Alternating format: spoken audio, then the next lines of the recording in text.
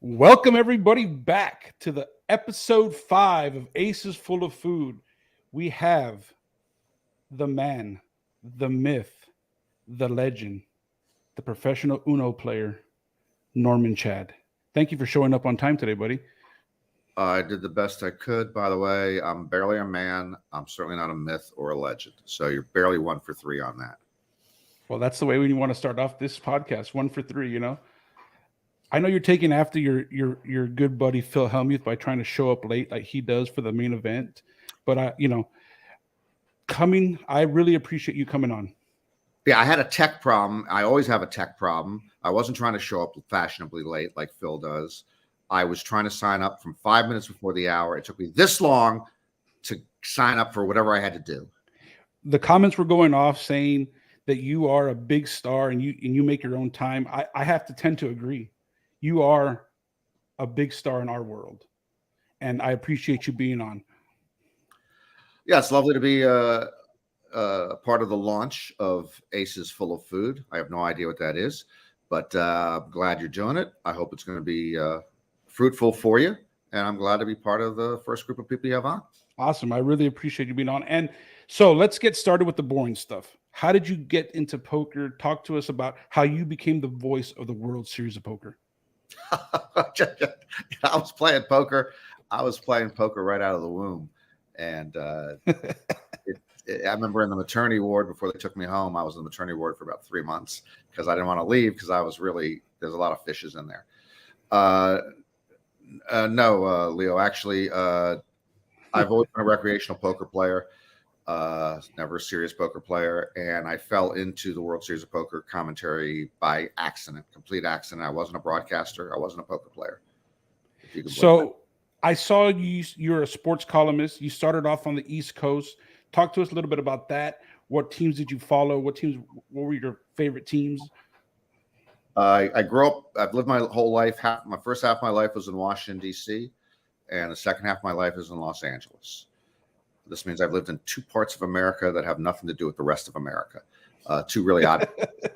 But I grew up as a football, all the DC teams. I stopped rooting for the Washington football team actually shortly after Dan Snyder became owner. I was very early to realize that he was the devil incarnate. But yeah, so I did a column for the Washington Post mostly over the last 30, 35 years. And I made my way to Los Angeles eventually to try to write TV. That didn't work out. And one thing led to another. I was playing poker part-time. I was doing some work for ESPN. They were going to start doing poker a lot back in 2003.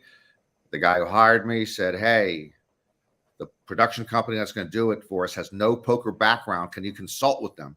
I said, "Sure." Even though I didn't know anything about No Limit Hold'em, but I knew about poker. I said, "Sure, I'll help them." So I consulted with them for several months, and then they called me out of the blue and said, "Have you ever thought about being a poker TV commentator?" Which I thought was a joke because it wasn't even on TV. And so I said, I'd think about it. I thought about it. My best friend said, "What are you thinking about? You don't even have a career right now."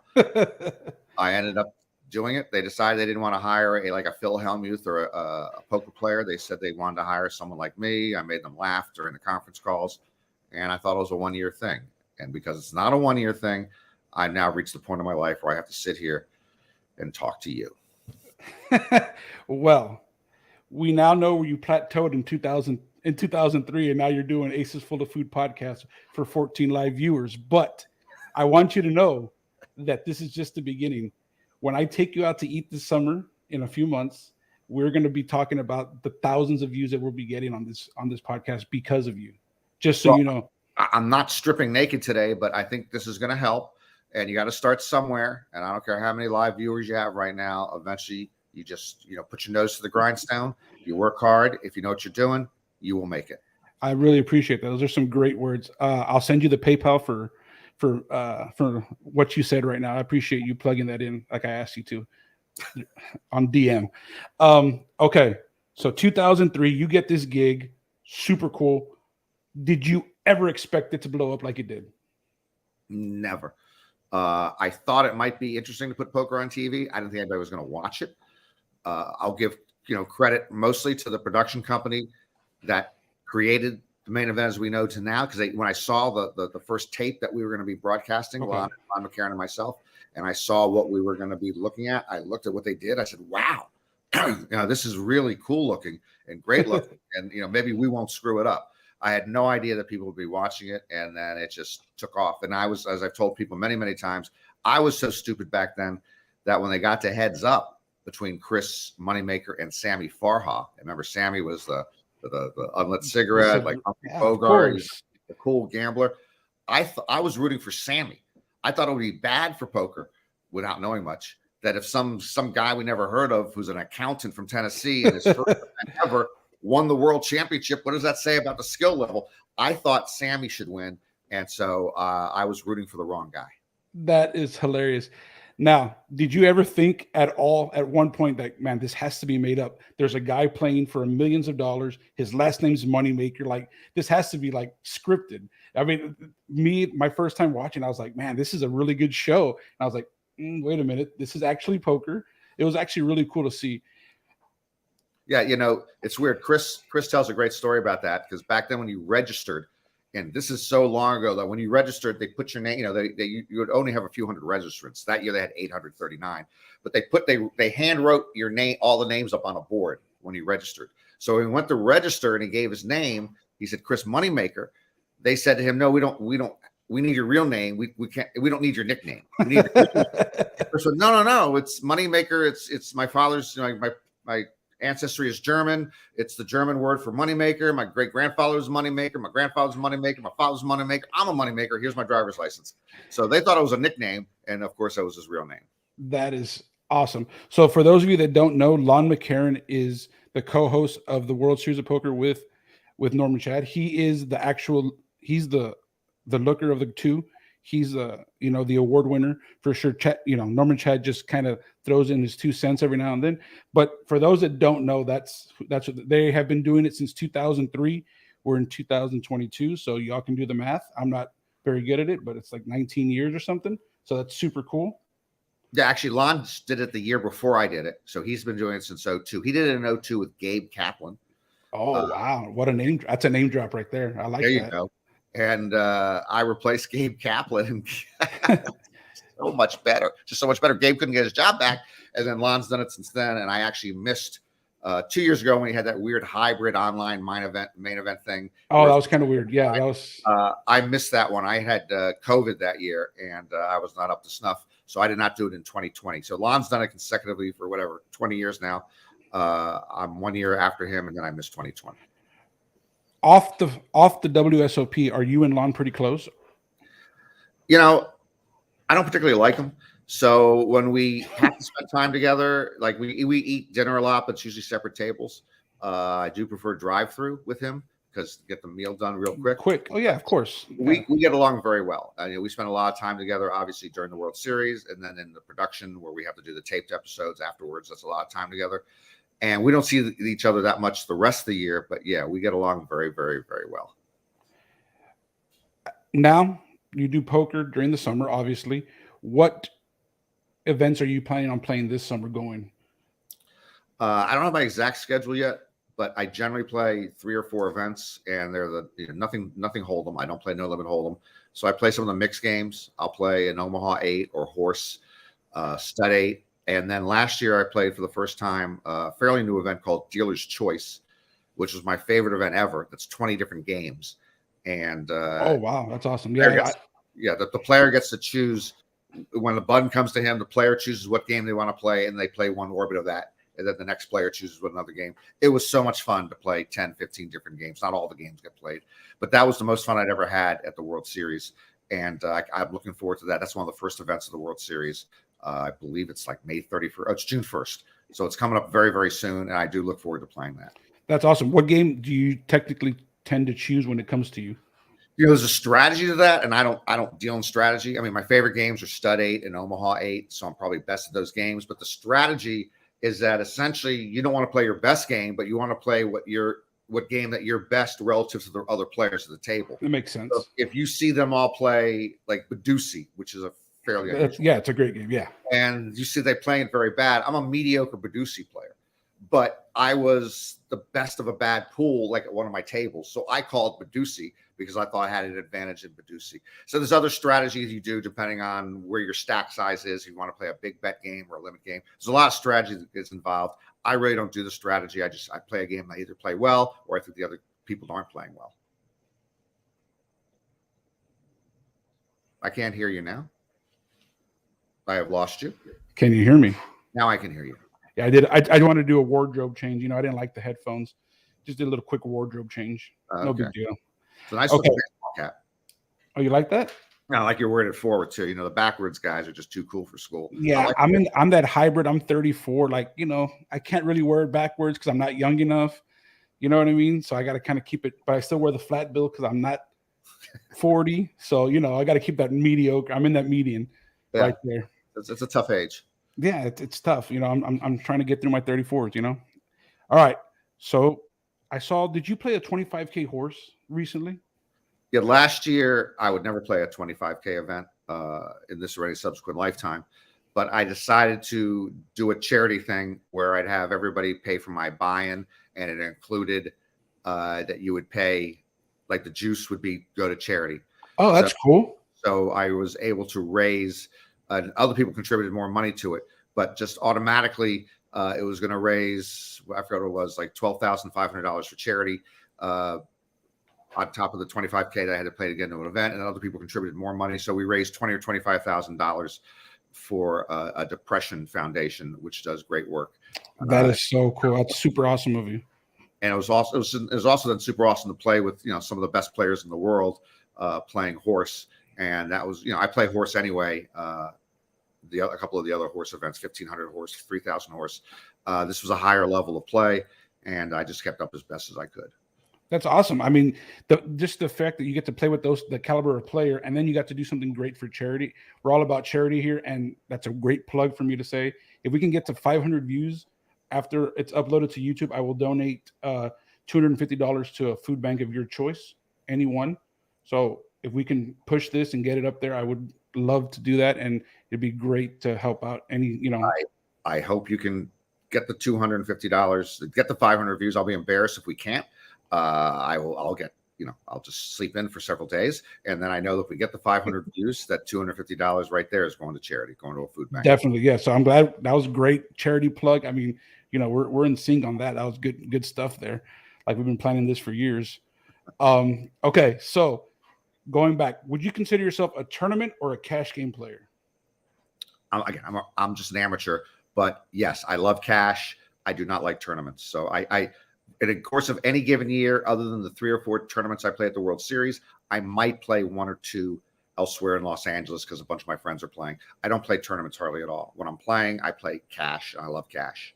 What's your limit? What's your threshold that you'd like to? The games I play are generally 20-40 or 30-60, occasionally a 40-80, but the game I play most every day is a 20-40 limit with a half kill, which means it goes up to 30-60 if someone scoops a pot of a certain amount. Oh, okay, cool. So, yeah, so it's you know, it's not high stakes, but it's not little stakes. So you're going to win or lose, you know, generally several $100s in a session. To win or lose 1,000 or 2,000 in a session is a lot in 2040. And what's your go-to casino? Do you have a home casino or place where you play frequent? Well, in Los Angeles, there's a lot of big card rooms. The one closest to me was the only one that offered the game I like best, which was a combination of Stud 8 and Omaha 8, 2-game mix. So they offer that at Hollywood Park, which is only about less than 15 minutes from where I live. And lately I've been playing at the Hustler also for a couple of reasons. They started a Hustler live stream 5 nights a week that my friend David Tuckman does the announcing for a lot. Definitely, yes. Great voice. He's terrific, and he's had me come in and do it with him once or twice a month. So I started going to the Hustler to do the live stream, and then they just started a 15-30 mix, 12-game mix. So once you start playing, seriously, Leo, once you start playing 5 or 10 or 15 games, you just don't want to go back to 1 game or 2 games. It's just so relaxing to switch games, you know, every 20 minutes. Definitely. No, and I started picking up some PLO 8. I started doing some triple draw, single draw, those games, and they interest me a lot because it's a kind of a purer form. Like you get to see and when people aren't comfortable like they are in No Limit, you see them make more mistakes, and you see them. You kind of can get better reads off them because they're not sure what to do in certain spots. And if you can kind of tailor your game to making less mistakes than them, I think it's a good way to make some money. And money aside, seriously, for an amateur player, I always tell my friends this who just played No Limit Hold'em. You know, if you're an amateur player, you don't even play that often. If you're playing, you know, as correct as you can in No Limit, you're not playing that many hands. So it's just, if you're going to play poker and you got to fold most of your hands, it's nice to play the other games like PLO or Omaha 8 or Triple Draw, where you play more hands. You're more active during the course of the night, and it's just good to play other games. So again, whether you're winning or losing, I just think it's great to try out the other games, and then some of them you end up liking a lot, and you want to play more. That is super cool. Now, transitioning, were you ever an online player? Did you ever grind online or play any cash games or tournaments online? No, I'd always said, in fact, I had never played a hand of online before the Corona COVID pandemic. So I had always said that I'd only play online if I didn't have a home game or a card room near me. And I had no interest in playing online. And I've never fully trusted online from the beginning. And people used to tell me how stupid I was. And this is an area where I was not stupid. They would tell me how the online game was safer than the live game because of all the safeguards online. You know, you have hand histories and they can see everything that's going on. It's harder to do whatever. And I go, you know, first of all, forget whatever it is. If there's money involved, someone's going to find a way to game the system. Of course, don't tell me it's foolproof. So that's the truth. And then I got to think of 3 or 4 ways where you could rig or cheat online without software detecting anything. So I didn't want to play online. I never played I had to be talked into playing an online game during the pandemic. And I only played it because it was being Zoomed. So I don't want to sit there and push buttons. I like the social aspect of poker. So people I knew were playing a online mix, which is 22 games now. It started with 15 games, but I only started playing it because it was like a home game. We all could talk to each other, and I loved it. And I loved it more because it was the 20 games and the social thing than anything to do with online.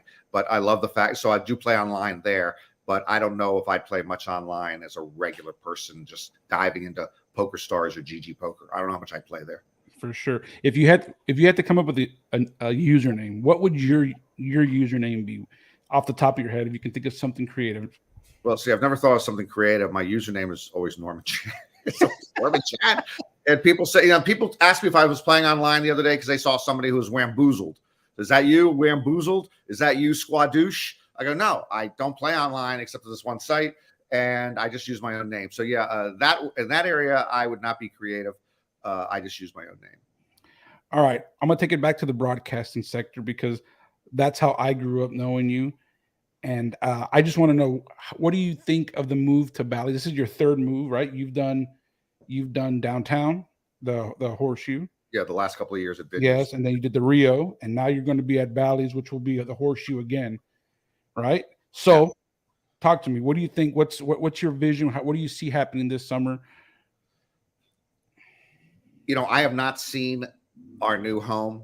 I've been to Bally's in the last couple of months, but I didn't go back to wherever the new playing area is going to be in Bally's and Bally's Paris. There's 2 different playing areas. It's going to be behind the casino almost.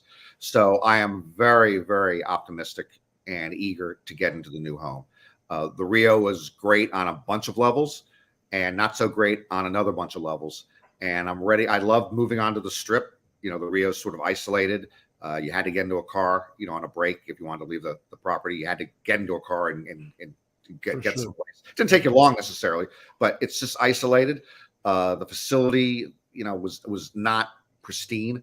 I was afraid that for nostalgia reasons that the World Series of Poker was going to take the Rio's men's bathroom outside of the Amazon room and transport it over to Bali so we can have the same smells and viruses. No, I think that's a good idea. I think we should start a petition. Maybe we can get that going. That's actually a great idea. I like that idea. That and the cell phone people, maybe they'll make I will miss the cell phone people if they don't make it their way over to the new Horseshoe. It was so peaceful with T-Mobile there.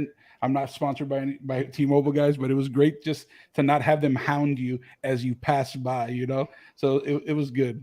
I'm hopeful that the Bally's will be a great home. I know that people have concerns about traffic, parking, and there will be problems, I'm sure. But overall, I got to believe this is going to be a positive move for us. And it's nice to be on the strip. Yeah, I definitely agree. I think it's going to be fun. And I mean, we're going to be on the strip. I mean, like you said, it may attract 1 or 2 new players. You know what I mean? Someone that's never been to the Rio or hasn't gone there on the strip. They say, hey, I want to play a poker tournament today. Let me jump on in. You know what I mean?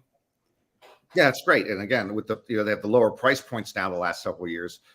So you can jump into a tournament that's as low as, they have the $777 buy-in and the $1,000 buy-in and a $500 buy-in. So somebody can just jump in, and that's the whole idea of it. And it's better if you're in a high trafficked area like the Strip where Bally's is, as opposed to where the Rio was. Okay, so take us through a production day, because people are asking.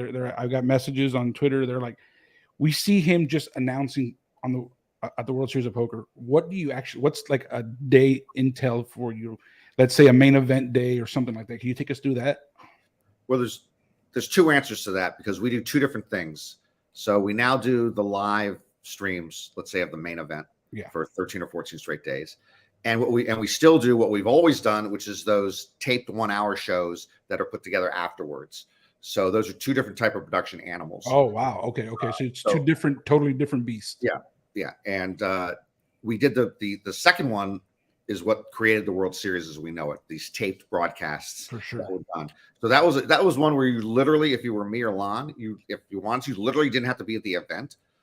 You would just afterwards, the production team puts together 1-hour edited telecasts, and they send it to us, and then we voice them. We go into a studio and we sit in front of a monitor, that might be 19 inches or even smaller, and we call it like we're there. That's how we did it, starting with the Moneymaker year.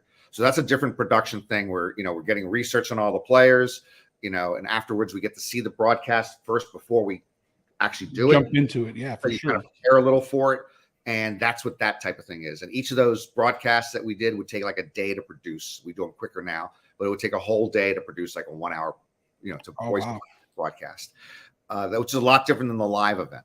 The live event, obviously, is we go in there and like we're on the air for anywhere from 4 hours to 8 hours.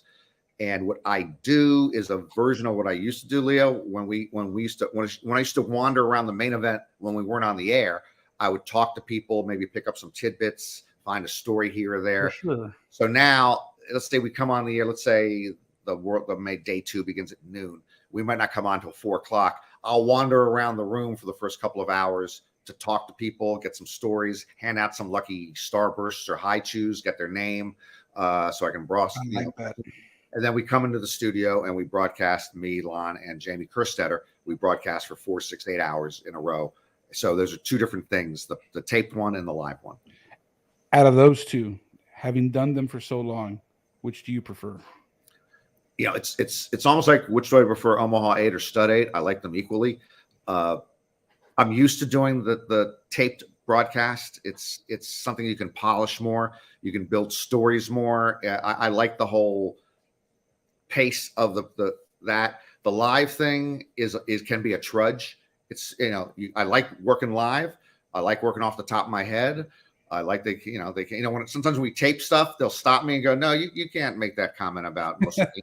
You can't talk about Mussolini. Let's go back and redo it. When you're live, you can say anything you want pretty much, unless you say something that gets you get you fired. Get you fired. But so I like the live element of it, but the way current poker is, and I talked about this last year during the final table, the amount of time that people are taking with their decisions is just bad for the game. It's bad if you're playing. It's bad for the game if you're sitting there and everyone's tanking on every street, and it's bad from a television viewership standpoint. So I do think we need to quicken the pace of the live game. Well, then you're going to love one of our segments when we start talking about the food. It's called Calling the Clock segment. We'll get to that here shortly, but we have a Calling the Clock segment that we'll be running here shortly. I love calling the clock. I know. I remember the rant and I remember the backlash, but agreed, tanking is not the way to go. You're not pre-flop when a single raises in the pot. You know what I mean? Like, relax. I get it. I'm on your side, and it's getting excessive. So, all right. So you're a star. You are. Oh, no. I mean, that's what you told me to say, that you're a star on the. You're a star. You're our star. Say that I told you to say. Oh, star. I didn't know the mic was on. I thought I turned it off. I apologize. That screws the pooch. Do you write your own material? That's what people want to know. Are you the mad genius that comes up with these wamboozled, these amazing terms that have created what is the World Series of Poker?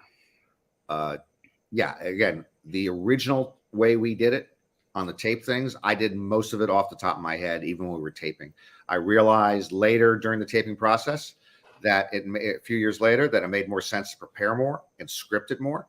Plus, it was re-airing a lot, so you want to do your best work there. So I started scripting more of it. Plus, it got harder. It got harder to get stuff off the top of your head. And then, of course, we're live. There's not as much you can prepare. But yes, I whatever you want to call it, I write 95% of my material. I get help from producers once in a while, especially on the taped ones. They'll give me some suggestions. Right now, Dan Gotti, who's our lead producer, along with Zach Ralston, another producer, they will offer stuff to me. They love it when I use it. I love it when I tell them that's stupid. Why are you even bothering me with this? That's just stupid. But so they'll help me. But yeah, 95% of what comes out of my mouth is something that I thought of. The other 5% I'm getting help with. Well, with a last name like Gotti, you better listen, or you never know who he's related to. I don't want to mess with Nah, yeah, we won't talk about it on air either. Just we'll keep it quiet. Okay, now we're gonna get into the meat and potatoes of this podcast, the food portion. This is what it's all about. All right, we got a few sections. We're gonna go through them. First question I have for you: are you a let's go out to eat or let me cook something? Again, I don't cook well, so it's either let's go out to eat or have my fabulous chef caterer wife Tony cook us something. But I've always loved going out to eat. So it's my favorite form of entertainment. I mean, you can go to the movies. I like going to the movies. I love the bowl. Whatever it's just literally going out to a restaurant, with my wife or with friends and just enjoying, being in the restaurant for 2.5 hours. It's actually old school. Most of Europe does it that way. Their evening is built around the meal, whether it's at home or in a restaurant. So it's like 7 o'clock to 10 o'clock. It's a meal. That's the entertainment in old school Europe, especially before television and radio and all that. I like to go out and that's my form of entertainment, to go to a place that I've been to before where I might know the owner, the waiters. I'm with family or with Tony, and we just have a great time. That's awesome. I'm actually going to use that now, because when people say, man, you're big. Yeah, well, I spend 2 or 3 hours in a restaurant. I eat for the whole 2 or 3 hours. That's a good one. I'm writing that one down. You are supposed to pace yourself. You don't have to eat the entire 2 or 3 hours. Okay. I'll make sure. Mental note. Know that, sir. Would you consider yourself a picky eater? No, I am the opposite of a picky eater. In fact, for instance, I go to the same restaurant every Friday night for the last several years. A friend of mine ended up taking me there. I met at the poker table here in Los Angeles called Frankie's on Melrose. He knows he's old friends with the owners, so he started taking me there Friday. We eat every Friday night there. We eat with the owner and his wife and their daughter, who's the bartender there. When I was first eating there, Rosemary, who was the bartender, the owner's daughter, she complained that she thought that every week I ordered one of the same two things. You order bolognese or meatballs, whatever. I said, well, yours are really good red sauce things, but I'll tell you this, I'll eat anything on your menu. In fact, you decide what I'm going to eat. Since I said that 3 or 4 years ago, she orders for me every single Friday. I don't know what I'm getting. And I have eaten like 20 or 25 entrees and pastas on that. I will eat virtually anything. And even if I like it, eating it. So yes, I am not a picky eater. You put anything. One of the few things my wife loves about me is that when we usually share food, but when we order 2 entrees, no matter what they are, if she doesn't like what she's eating, I just take it from her and she takes mine. I just give up whatever I ordered if she really hates what she's eating, and I'll just eat it. So You're a smart man. Yeah. Well, I don't have a lot of other qualities relationship wise. So this wasn't an intentional thing to make. This is really a smart move on my part. This will keep her happy. It's just something I do naturally. And so, yeah, I'll eat anything. What is the weirdest thing you would say you've eaten, or like, what's the weirdest thing they brought you? Like, oh, here's something new to try. Well, I didn't end up trying this, but with my first wife, which was a long time ago, she was Korean, half Korean American, and they opened up an Asian market near where we were living. And so I thought I'd surprise her one day and go in there and get some stuff that she's a pretty good cook. And just pick up some stuff from the deli there, from the meat thing. So I went in there, and all the food was marked in Korean, so I didn't really recognize anything from the, so Yeah, I of didn't want to course. embarrass. I didn't want to ask. I want to say, what's this, what's this, which I should have done. Just like guys want to ask for directions when they're lost. Yeah, So I of went course. in there and I said, all right, give me 2 pounds. I just pointed to something and I said, give me some of this. So, which what I'm about to tell you is amazing because I didn't notice something about the 2 pounds I was getting. So I brought this home that night. She opens it up. She comes out to me in the living room. She says, what prompted you to buy pig's ears? Oh Lord. Pig's ears? She said, yes, pig's ears. And I looked at them. They were pig's ears. I mean, you should be able to tell it was an ear. Okay. So she said, let me check with my mother. So she called her mother up, and then she brought the package out again to me, and she just dropped it in my lap. She said, just throw it out. Because mom says that first of all, it's you have to marinate it for at least 24 hours. Oh. And then you're lucky. It's still so tough. It's just there's no flavor. Well, don't ever buy pig's ears again. So I was going to eat pig's ears if she prepared it, but she was smart and said, it was a waste of $10. So you couldn't read what it said, but you couldn't see what they were either? That's the stupid thing. Again, I was out of my element. I want to get in and out of there without embarrassing myself. You try to play it cool. Yeah. So I just pointed. It's amazing when she showed it to me. I said, "How did I not notice that's a pig's ear?" Yeah. So that's incredible. Pig's ears. I mean, I'm getting a stomachache just thinking about them. I'm gonna have to Google that later, see what they are. Yeah. All right. Are you a tilt eater? A what eater? A tilt eater. Do you when something doesn't go your way? I know you don't play it. When you bust a tournament, do you tilt and eat? Oh no, I don't. First of all, I don't play that many tournaments. When I do play tournaments, and again, I only play World Series tournaments, it surprises me at how upset I am after I bust, particularly if I haven't cashed. It just really get to me, and I didn't think I would care that much because I don't care that much about tournaments. But it's the World Series of Poker, so after I have a horrendous cash session, I mean, I used to, when I played blackjack, I used to punish myself if I lost an incredible amount of money at blackjack. I said I'm not eating for the next 24 hours, and I literally would go 16, 18 hours without eating. So because I want to remember the feeling of how bad this was to lose this much money. But I've gone the other way since then because you get older and you're hungry. Of course. But after I bust, so after I lose a lot in a cash game, it's out of my head within 24 hours. And I might play another cash game the next day or 2 days later. After I bust out of a tournament, especially if it was a painful several hands, I think about those hands for days or sometimes a few weeks before they're out of my head. And I know a lot of players who have incredible memory can tell you about their most painful this and that happened 7 years ago or 12 years ago when this happened at a final table or this happened just before the bubble. So tournaments last longer than me than cash losses, but I don't tilt eat afterwards. I am hungry. No, definitely. So talking about your cash games, wins, losses, would that in your earlier start of your career, that ever determine what you were eating? Let's say you had a bad session. Would that ever be like, oh no, I got to go eat something? What would you eat on a bad cash session?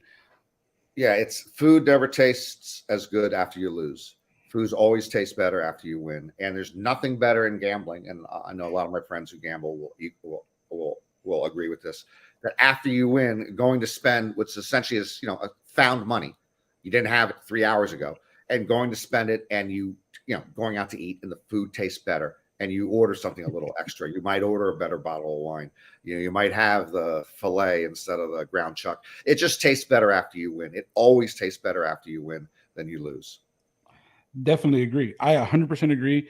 I remember when I first started, it was like, all right, I lost. You're getting a double cheeseburger, 99 cents. You win. We're going to the Roadhouse. Get the steak you want. You know what I mean? So you're going to eat either way, though, is what you're telling me. I mean, 100%. I mean, the calories just look. My calorie intake is not changing. It's the price point that's changing. The price point. When's the last time you missed a meal? Well, to be honest with you, never. As you can tell, this body doesn't miss very many meals. It goes straight to my beard. Actually, now at the age of 34, all meals I have go straight to the beard. Well, actually, if you shave the beard, wouldn't you lose 1.5 pounds right there? I mean, if that's the case, imagine if I shaved the back. We'd be then we'd really be skinny. All right. Do you snack at the poker table? Yeah. In Los Angeles, yes. In Los Angeles card rooms, and this isn't the case in most Las Vegas card rooms. It's changed lately. But in Los Angeles card rooms always got a kick because you could eat table side. they bring you, they bring you your food. Setup, They bring you yeah. So I always liked eating table side. In fact, if I know I'm going to eat, that influenced what table seat I would take, because certain table seats are very difficult to eat, and ones on the corners are much more comfortable to eat. So yes, I will eat table side. And then with tournaments in Las Vegas, this happened by accident, where I noticed that when I sat down at these tournaments, people were just in too serious of a mood. I mean, it's poker, it's fun. So I would break the ice sometimes by I forgot when the first time it was, I reached into my pocket and I threw out anyone want a lifesaver? And one time it was, anyone want some Starbursts? And just handing out Starbursts, everyone got into a better mood. And that's what started me actually bringing Starburst to all tournaments, all World Series tournaments. And then I expanded that to bringing like a carry-on bag worth of Hershey's chocolates, Starburst, High Chews, potato chips. And food makes, you just ask somebody if they want, a bag of Ruffles potato chips, that puts them in a better mood. So I have found that snacks kind of loosen up the table. Oh yeah, I'm a minimum 3 to 5 snack a day kind of guy.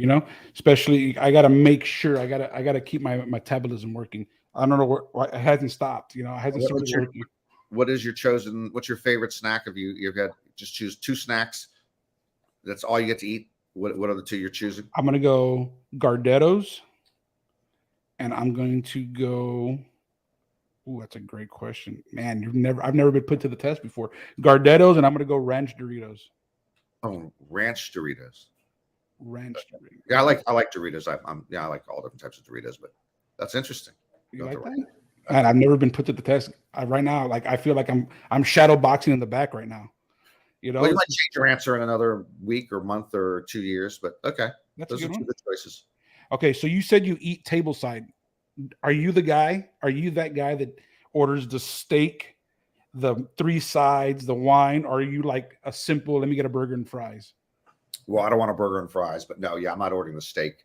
And again, at Hollywood Park, the food isn't that good. So I just stick to safe stuff that I know is going to be pretty good. Maybe their salmon is okay, their fried rice is okay, beef and broccoli. But yeah, I'm not going massive at what I'm eating. I'm just going because I'm hungry, and it'll make me feel better if I fill my stomach.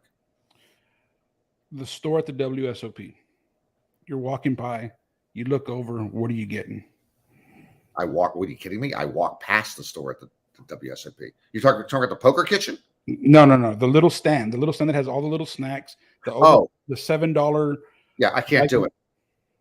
No, I can't. I mean, that's why I respect some guys come with their backpacks and they are ready. They've got all the snacks, because you don't want to pay $7 for a chocolate bar. You don't want to pay whatever $14 for a banana.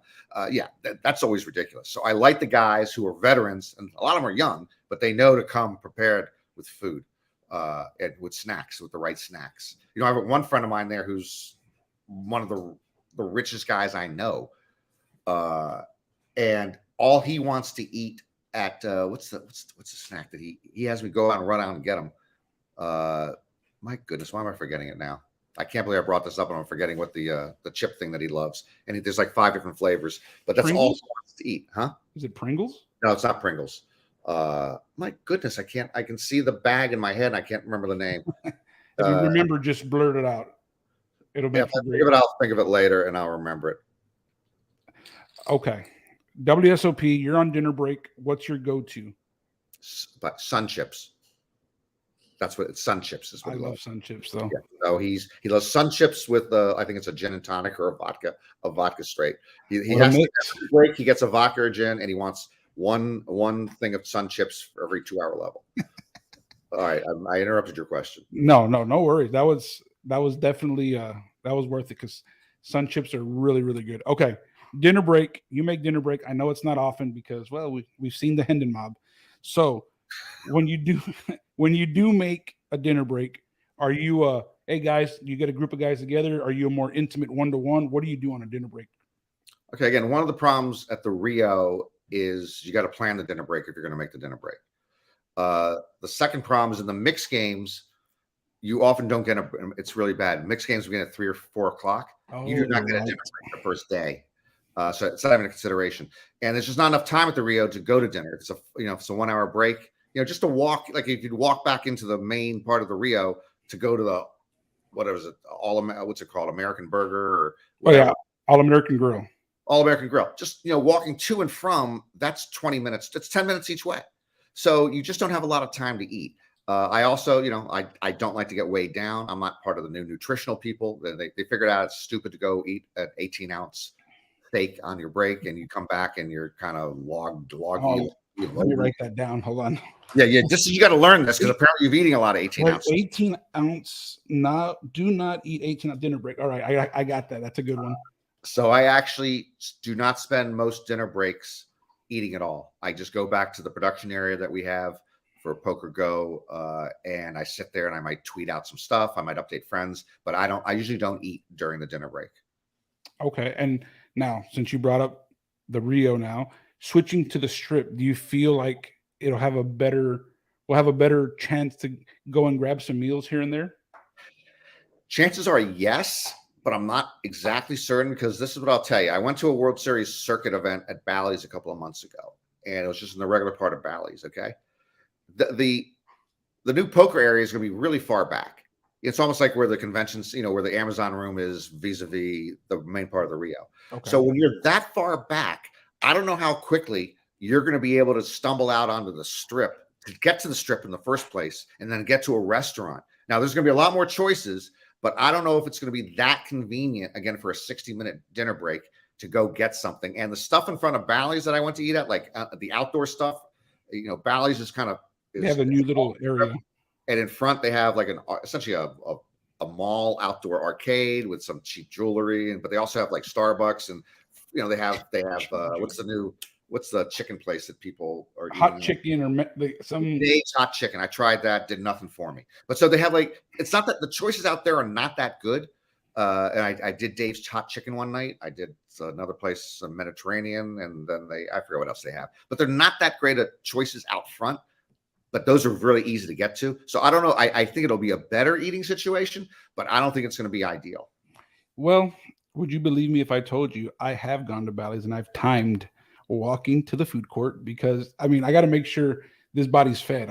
This food court downstairs at Bally's, and then I've gone to, there's one at Caesar's Palace across. If you do the crosswalk. Oh, you definitely want to go over to Caesar's. That's 100%. Yeah, no question about it. This body knows and has what we're eating. We have it planned out just in case we have to make a dinner break first. Let's throw that out there. Yeah. But when we do, I carefully mapped and planned what the best options are for this upcoming WSOP. We got to walk through Paris. There's Chick-fil-A right by Planet Hollywood, which is like a 15-20 minute walk. So that's good. Pinup Pizza's there also. Giordano's Pizza.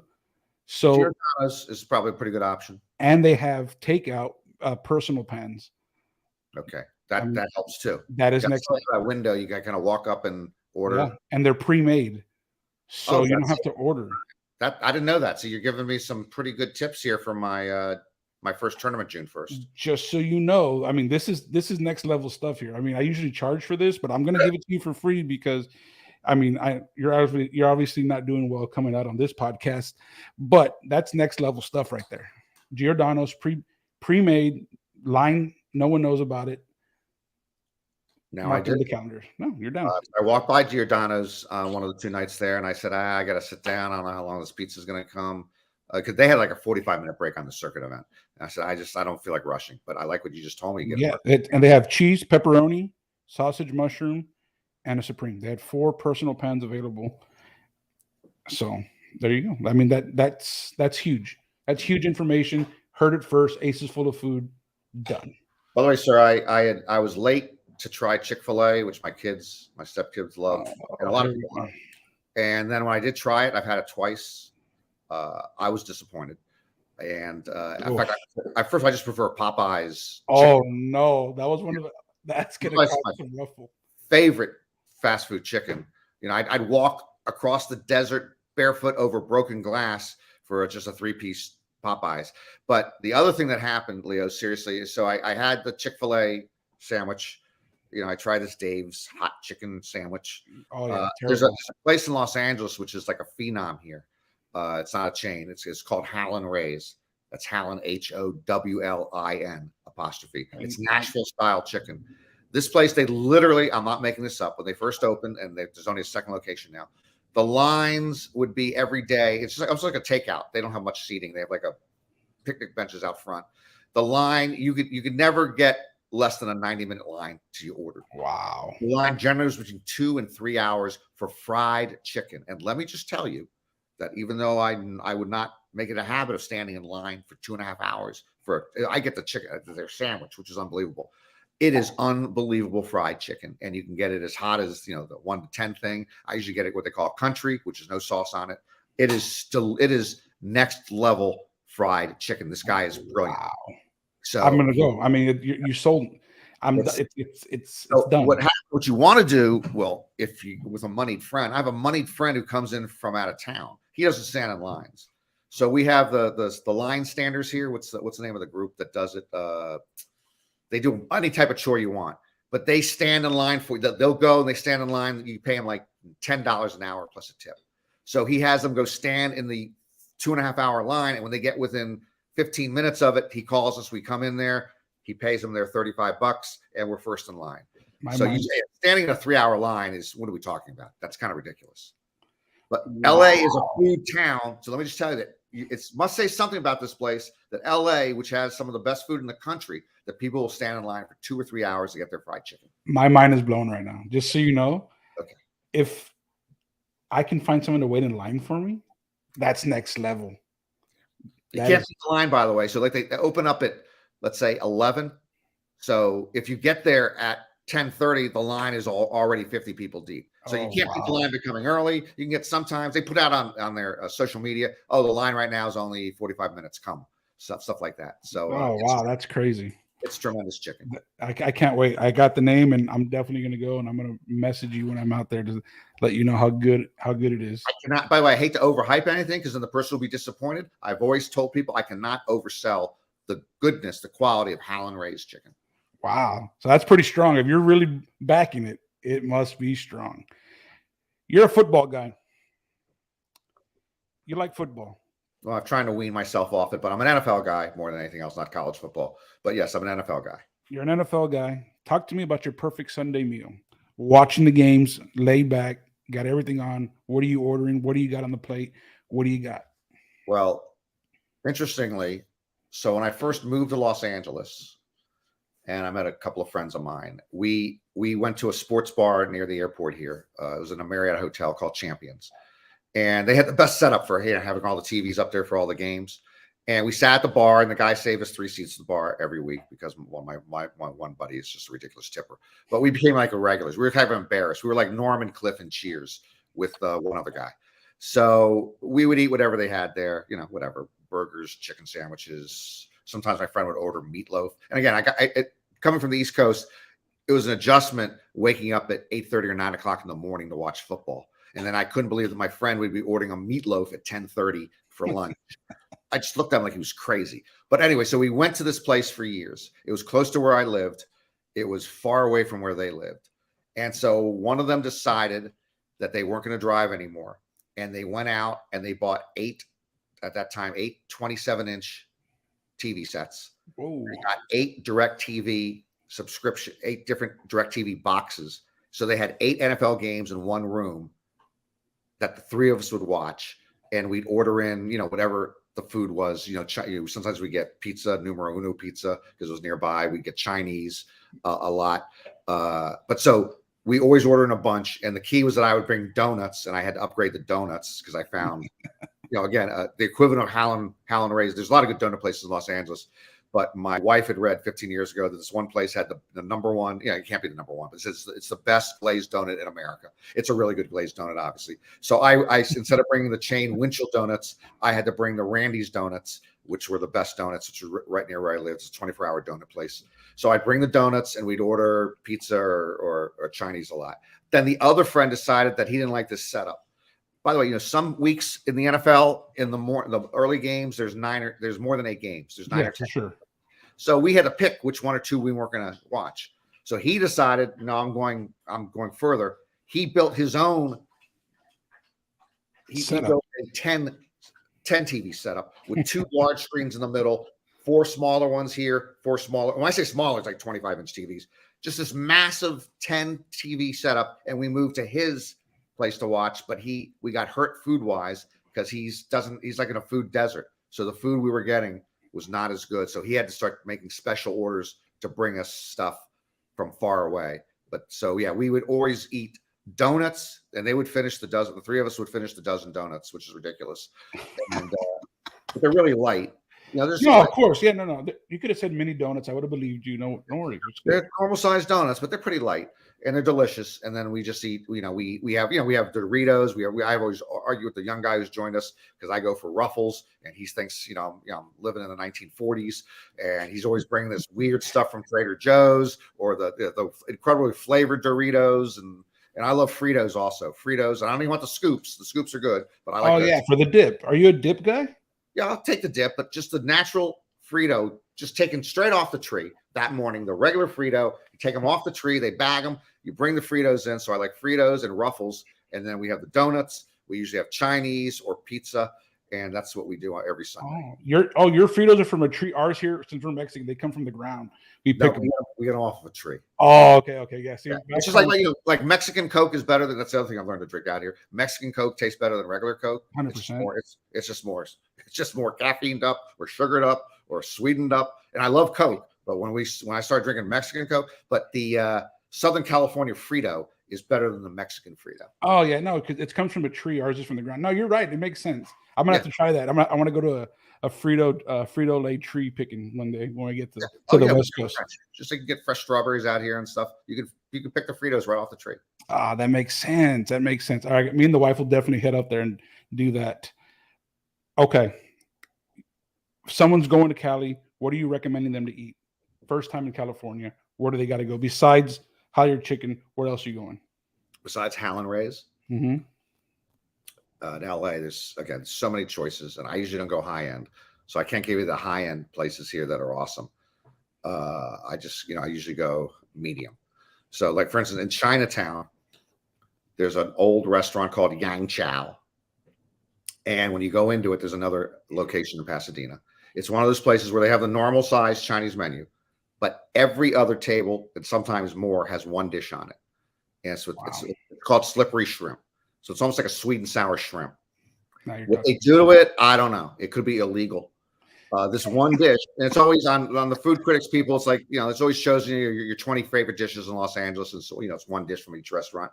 Yang Chow's slippery shrimp is just, and by the way, it doesn't hold up. If you take home like half of it and warm it up the next day, it doesn't even taste 25% as good.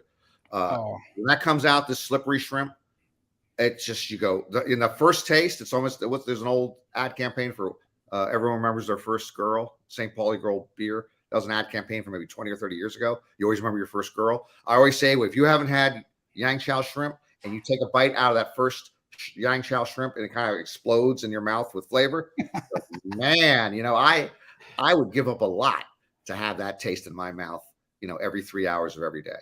Wow. Yeah, Yang Chow slippery shrimp. Wow, you're dropping some knowledge here. Just so you know, you're dropping some. And I just had my 5th meal of the day. I'm pretty hungry. I'm not gonna lie. Okay, I mean, I know you're 2 hours ahead of me, so you're 2 hours later in the day. But and unless you're doing what a lot of doctors say, instead of having 2 or 3 really big meals, you should have you should sort of nosh during the day. Just have small plates all day long. That's healthier for you. I don't think you're having small plates all day long. By the way, is my guess. It's a great guess. I mean, you're a sharp man. I meal prep. I put 2 slices of pizza in a jar every day, and we have, I meal prep. Pizza, burger, pizza, burger, pizza, burger. I mean, it's not a bad thing. Would you believe a skinny man having a food podcast? Of course not. I have to be the part. Can you school me a little on? And I assume you're joking about putting 2 slices of pizza in a jar every day. Yeah, of course. Any slices of pizza in a jar? Negative. No. I'm just kidding. I've seen there's a meme out there that when they say, "Hey, I'm meal prepping," and they put 2 pieces of pizza in a container, and that's what I particularly do.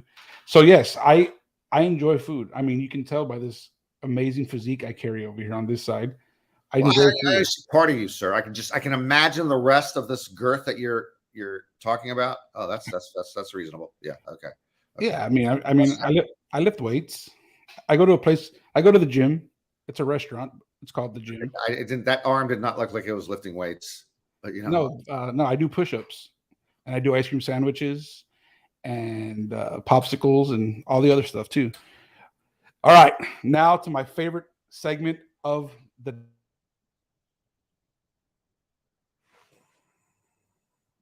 Lost your sound.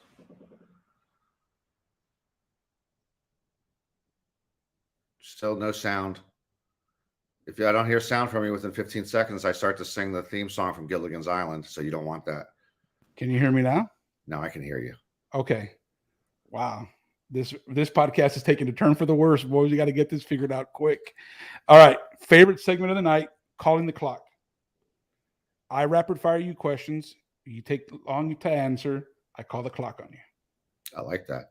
All right. Here we go. All clock should exist in like almost all parts of life. Not all, but almost all. I like that you call the clock here. If I take too long. Okay. Here we go. I already have this answer. Favorite type of chip? Oh, those are food questions. Yeah, of course. Oh, you have the answer, obviously, because I talked about Fritos and Ruffles. So the pure Ruffles potato chip, like I don't like Pringles. I prefer the Ruffles. Wavy Lays, or like the competitor to Ruffles. I go with Ruffles. Ruffles have ridges, by the way. Ruffles have ridges, and I go with Fritos. Okay, all right. Everywhere. Favorite type of sandwich? Favorite type of sandwich? Old school New York deli, pastrami corned beef combo, like a pastrami sandwich from Katz's Deli in New York. Just the best corned beef or pastrami you can have. And I love a million types of sandwiches, but the best corned beef or pastrami in the country on good rye. That's my favorite type of sandwich. And what are you throwing on there? Mayo, mustard? What do you got? Mustard. Like they'll do like, they'll have these sandwiches which have the Russian dressing, which I always put on the side. Yeah, I just go with the corned beef and pastrami, and I throw in a good, any one of 4 or 5 different mustards, but just some mustard on it. Like on roast beef, I'll go with mustard or mayo, and there's other things I'll do with, sometimes an Italian, cold cut sandwich, you can go with mustard or mayo or a combination of some olive oil. But with corned beef and pastrami, just mustard. You're making me super hungry. Okay, favorite non-alcoholic drink? Dr. Brown's black cherry soda. Dang, that's deep. I love Browns. By the way, I love other, I love Coca-Cola. For diet stuff, I am in the tank for Fresca. I forgot about Fresca. Diet Fresca? Yeah, Fresca is diet. Fresca is a diet drink. And I think it's made by Coca-Cola. And it's hard to find. And when I found it again in New York and I had it at a pizza place, a slice place, and I drank the Fresca, I go, where has Fresca been the last 20 years? But Dr. Brown's Black Cherry, which a lot of delis, Jewish delis will have, one card room here, the bicycle card room always had it. So I always went to the bicycle to get Dr. Brown's Black Cherry. It's my favorite. And then I do like all the crushes, which are harder to find. Orange Crush, Strawberry Crush. Oh, yeah. Oh, those things are so good. Yeah, just in the glass bottle. My grandpa used to in the glass bottle. Oh. Yeah. They actually sell them now in 6-packs of cans. You don't drink them in a can. That thing out of the glass bottle. It's the best. Yeah. Favorite adult beverage? I don't drink a lot of adult beverages. Most of my almost 95% of my alcohol consumption in a given year is wine. And because my wife has a problem with white wine, with how she reacts to it, 90% of the wine we drink is red wine. So I'm drinking wine almost all the time. But if I had to drink something else, I like a White Russian. I like Kahlua. I like Kahlua in anything. So I'll have Kahlua and cream, Kahlua and coffee. I like Kahlua. Just give me a Kahlua bottle, and you're good. I'm good under the bridge drinking it. Are you a light drinker? I don't. You're a cheap date. I'm a cheap date. Now I can drink a lot of wine before I get buzzed, but I got really, really, really drunk when I was 25. And one bad night, I told myself I'd never get drunk again because I did things I should have done. And I've only gotten drunk. That was 1984. That's 38 years ago. I've only gotten drunk twice since then. So I said I never get drunk again. I got drunk twice since then. So yeah, I'm a pretty light drinker. That is crazy. That is that's pretty good though. I don't drink. I just eat. Oh, you don't drink at all? No. I mean, I'll have maybe like an amaretto sour. I'm gonna get roasted for saying that. with all my. Once you get an umbrella in that, yes, yeah, people will roast you for that. You should be proud of that. Nothing wrong with that. I'm happy. Give me a pina colada when I'm playing some slots in Vegas. Hey, I'm man enough to admit that I can drink a pina colada or amaretto sour. Just don't put the cherries in there or we're fighting. Because then I can play it off as something else. Okay. Favorite type of coffee? I do not drink coffee in general unless other people are drinking it at a restaurant. I'm not supposed to drink caffeine because of one of my medical conditions. So when I'm ordering quote unquote coffee, I'm ordering a decaf cappuccino at a restaurant after dinner if other people are ordering coffee. Oh, that's good. I don't drink coffee either. I have boycotted Starbucks since 1999. It isn't working. I've had hashtag just say no to Starbucks since Twitter was invented. It's not working. But yeah, I was not a fan of Starbucks from the outset. And then I had a bad incident in Starbucks with somebody visiting. And so I have not been in a Starbucks since 1999. I'm a man of my. I like it. I mean, you're a man with principles. My wife probably is going to message me to disconnect the broadcast, but it's okay. It's all right. I accept it because I don't drink coffee. I just get my money just gets spent there. So I'm not a coffee drinker. We're on the same page. Favorite type of pizza, thin or thick? I like them all, but put a gun to my head. Don't put a gun to my head. I don't like guns. No. Thin. Traditional thin, New York style thin. Even the old Italian, like the margaritas and the Napolitan, Napala, whatever, the thin crust. But I will eat medium crust. I will eat Chicago style deep dish, as long as it's really good. I will enjoy it. Favorite pizza in Vegas? Pizza in Vegas has gotten better. My favorite pizza. So there's a famous pizzeria in New York, and the owner of it, the founder of it, just passed away the last few months. Again, my mind, I couldn't think of Sun Chips. Here we go. I can't think of this Brooklyn pizzeria. So they have an outlet in Summerlin in Las Vegas called Dom DeMarco's. What is the name of the pizzeria in New York? It's one of the 10 famous pizzerias in New York. DeFara. Yeah, you got it there. So actually, they have in Caesar's food court. They have a Dom DeMarco's or DeFaro's slicing, very expensive. Ridiculous. Prices in a beer is like $25. Yeah. But anyway, the Dom DeMarco's in Summerlin, which is north of Las Vegas, their pizza, it's thin. Their pizza there is my favorite pizza in Las Vegas. When I'm in Las Vegas, I also go to, some of my friends are going to be crap about this, Metro Pizza, which is a small chain in Las Vegas. Super good. I love going to them. It's 100%. Super good. They have great bread. It's just good pizza. It's a good pizza. It's a good spot. Huh? Yeah. It's really good. And that new one in downtown, which most people like a lot more than I do, but it's good. Pizza Rock? Yeah, Pizza Rock. So that's good pizza. But Dom DeMarco's is my favorite. And I haven't had that. I'm trying it this summer. Dom DeMarco's. Yeah. Gonna try that for sure. Favorite topping on a pizza? Pepperoni. It's not even close. I mean, I'll take any topping. I'll take a cheese. I'll take plain. But by far, I always order pepperoni. And I don't like overloading my pizza. Other people, they want the meat lovers. They want 6 different things on it. I'll do it, but I usually like only 1 or 2 items. So like pepperoni and mushroom pizza, I'm fine with. So this is the real question. Do you judge people if they put pineapple on their pizza? At a younger, more immature age, I probably did. So the first time someone gave me a Hawaiian or wanted me to eat a Hawaiian, I went, get out of here. Get out of my face. You're a punk. Get out of here. Okay? Get the F out of here. But then I started having variations of Hawaiian and the pineapple with the meat. Just like you have dates or figs that are wrapped in bacon. Incredible sensation when they're well made. The Spanish like to do that. So just like that, the dates and the figs with the bacon around it. So to have the pineapple with the pepperoni or sausage, if it's a well done pizza, it's like the sweet and sour thing, or salt, savory and sweet. It kind of works. So yeah, I no longer. I feel bad. I've gone to the other side. I never order it, but someone orders. Like when Lon and I split a pizza at Metro Pizza, I get half of it pepperoni, and he gets half what you just talked about, pineapple and something, and we split it. So I eat his half, and it's fine by me. Yeah, I mean, you were kind of up there in my echelon, but pineapple on a pizza. I mean, maybe when I get older and I'll get wiser. I don't I don't tell anybody how to eat their pizza. Yeah, I don't eat. Someone says, by the way, a friend of mine, when I go to Dom DeMarco's, I often eat the large slices, especially till they cool down, with a fork and knife, and he wants to kill me. I know the mayor of New York City got into trouble because they saw Bill de Blasio. They saw him eating pizza with a fork and knife, and in New York, you don't eat pizza with a fork and knife. In fact, you fold it over and eat it. But I will eat pizza with a fork and knife, and I don't care. Like you don't care if you're embarrassed. You don't care that people see you ordering a pina colada. That's embarrassing. You don't care if people see you ordering a pina colada. You should get 2 umbrellas there. I will eat pizza sometimes with a fork and a knife, but you should not. The pineapple. We're drinking a pina colada this summer. I'm telling you right now. Yeah. We're drinking pina colada with you. Yeah, a couple pina coladas. Okay, now this question, I've already got in messages. You Chick-fil-A or Popeyes? We know the answer. It's Popeyes. Do you know how many people want to put the gloves on and fight you because you said Popeyes? That you were disappointed in Chick-fil-A?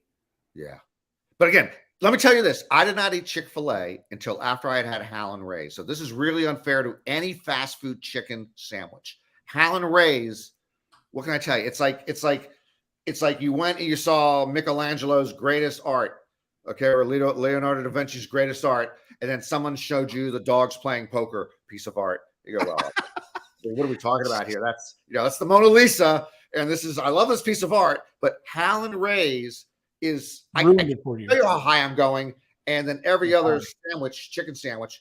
And by the way, it set off a chicken sandwich rage in Los Angeles, where all these other places now do chicken sandwiches. Some of them are quite good, but none of them get close to Hal and Ray's.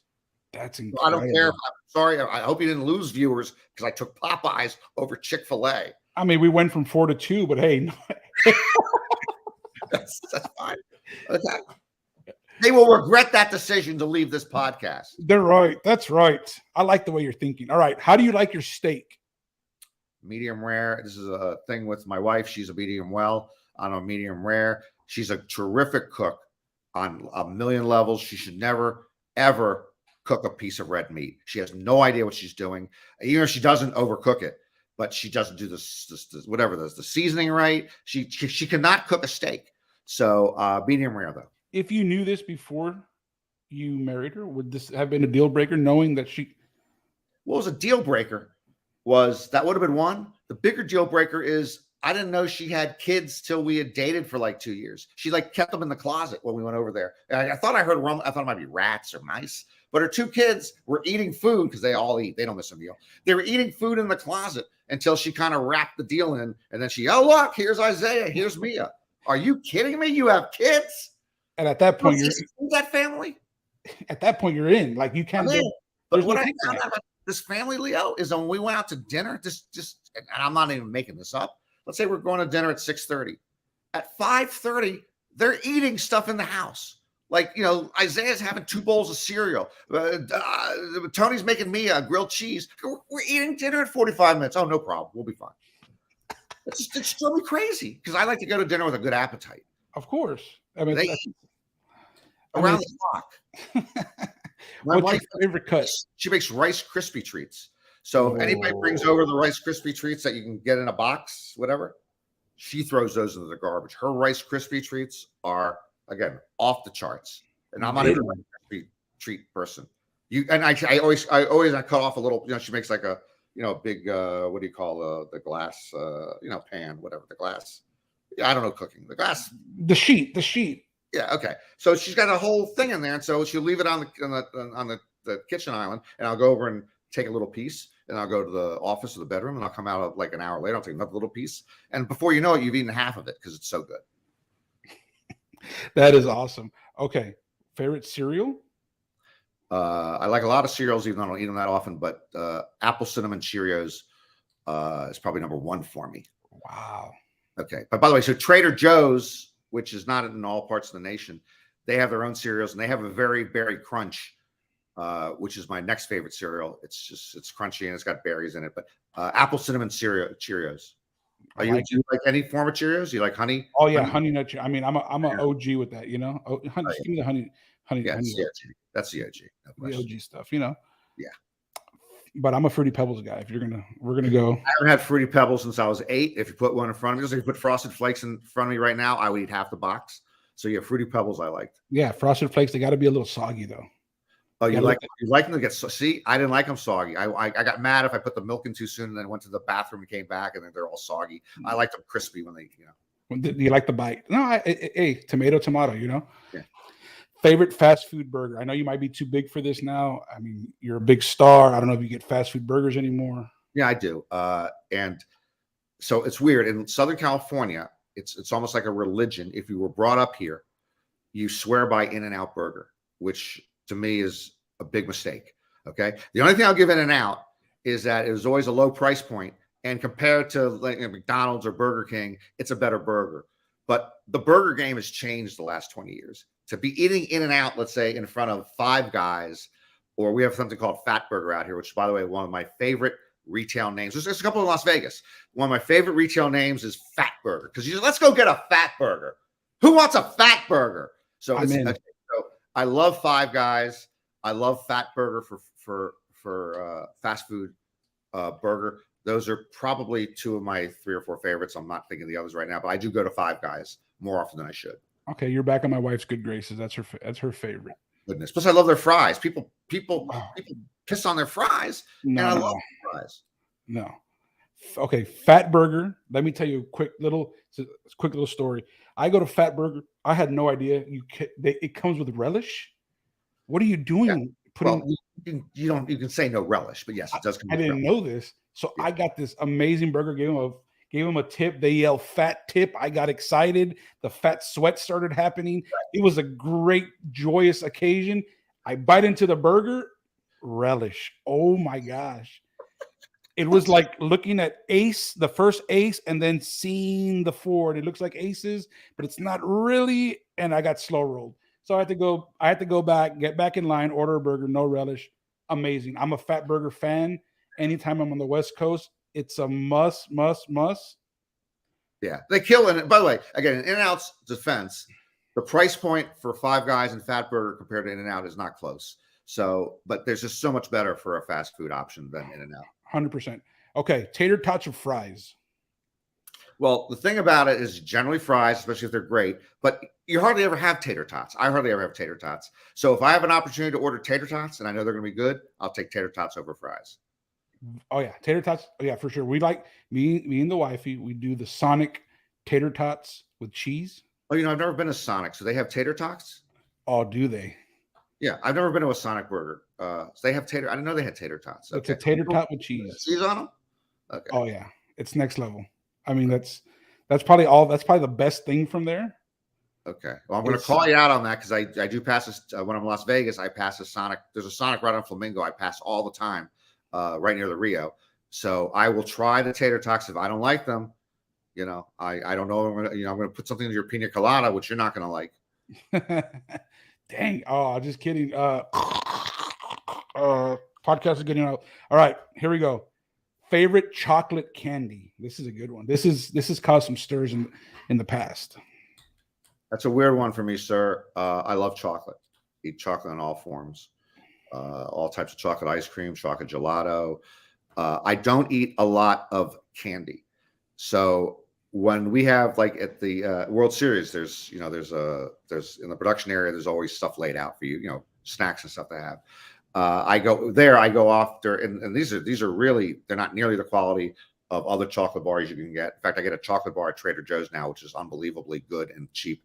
But I'll just get the little Hershey's, the little Hershey's miniatures. The dark chocolate, the regular chocolate, and all that. So I don't eat caramel stuff. So I'm not getting chocolate with caramel. So I don't have a favorite chocolate candy because I don't get chocolate candy. All I do is eat chocolate bars, which don't really count as candy to me. So I'm not going to be able to stir up anybody here by saying the wrong candy. Like I'm a Milky Way person and somebody else likes Snickers. No, yeah, for sure. I get it. I mean, that was a very political answer. I mean, I'll give it to you. Like that was super I wasn't trying to be politically correct. I just don't eat candies. I didn't used to go out for Halloween as a kid. I went out 1 year. That's how bad I was, how dark I was as a kid. So I didn't want to go out for Halloween. Yeah, I'm a Halloween guy. I mean, obviously this mug right here, this stomach, me and the wife, we're Halloweeners. Yeah, I think that you actually might be pushing in front of the kids when that door opens and intercepting some of the candy going into their bag.